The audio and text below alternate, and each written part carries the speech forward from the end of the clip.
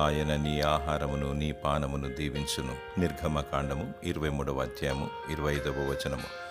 భూప్రజలందరికీ ఆహారమును అనుగ్రహించి దేవుడు తరతరాల నుండి యుగయుగాల నుండి నేటి వరకు మానవులను పోషిస్తున్నాడు.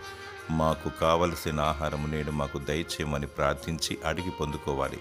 కొందరు 3 సార్లు మాత్రమే ప్రార్థిస్తారు. బ్రేక్ఫాస్ట్ సమయంలో, మధ్యాహ్న భోజన సమయంలో, రాత్రి డిన్నర్ సమయంలో ప్రార్థిస్తారు.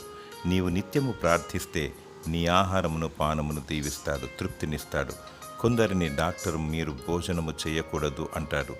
దేవునికి మొరపెడితే బీపీ షుగర్ లేకుండా చేసి సమృద్ధిగా పుష్టికరమైన రుచికరమైన ఆహారమును దయచేసి భుజింపనిస్తాడు. ముఖ్యముగా ఆత్మీయ ఆహారము ప్రాముఖ్యమైనది.